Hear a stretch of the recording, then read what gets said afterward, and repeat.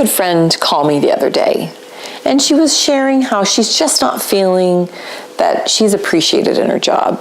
And it was an interesting conversation because she's never called me before and said anything about her work that wasn't positive.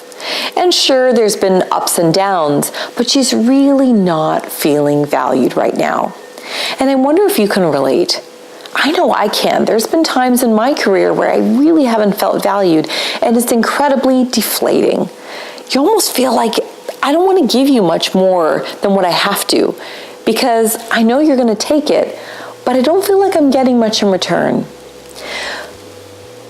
One of the things that I shared with her is that the need to feel appreciated and valued is a basic emotional need that we have. And don't just take my word for it.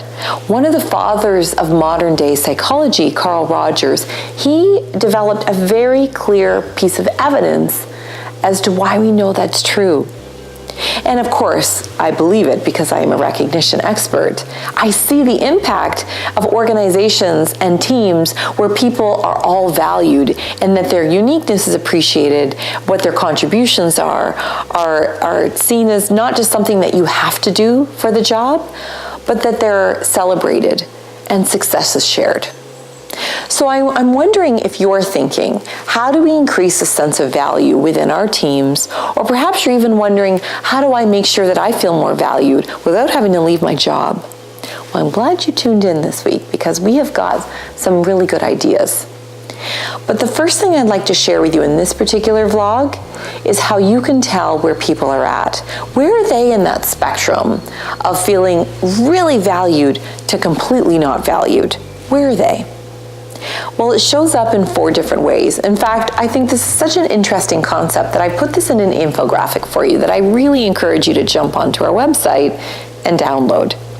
And you may even want to share this video with folks that you work with or other people who are feeling not so valued because they may benefit from seeing these different perspectives. The first one is the antagonist. The antagonist can create a bit of a groundswell.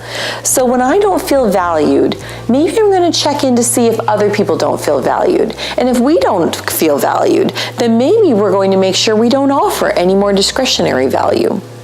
It's almost a passive-aggressive way to be able to manage that overwhelming sense of how can I keep coming to work every day when I don't feel I'm appreciated.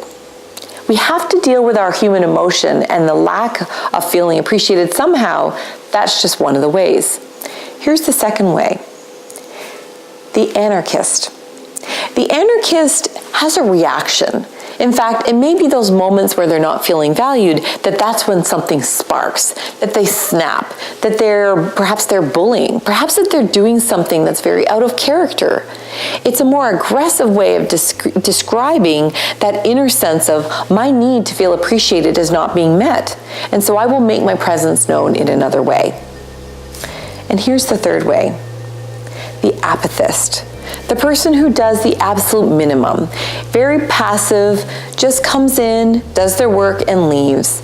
And it's not that they are not a good person. It's not that they're trying to get away with not doing work. They're just trying to manage with the reaction that they have to feeling like, really, does it matter what I do anyway? And then finally, the largest majority, I like to call them activists. People who try to advocate, to try to get people, involved, that they may notice some of the signs that people are in that, in that more negative or less healthy place as it relates to how they feel about their environment. And they may try to bring them in, get them involved, plan a social event, combine their efforts in a project. They may be the ones to make sure that they try to get somebody to crack a smile or to laugh. Lots of different ways to be an activist, but the activist sees their job is to try to help people feel valued in their own small way. I share these 4 ways because I bet you we've probably been any one of those 4 at some points in our career. Which one are you now? And are there some members of your team who are really important contributors, and yet they're demonstrating behaviors that aren't so helpful, that may resemble one of those other types that I described? Are you ready to be an activist if you're not yet? And if you are an activist, I hope that you find those other descriptions of how people can show up to be one of the signs that there's something else that you can advocate about, and you can be an advocate for them. My name is Sarah Mcvanel. I hope you choose to subscribe to this channel so that you can receive more value as I bring these vlogs to you every week. Be well and be great.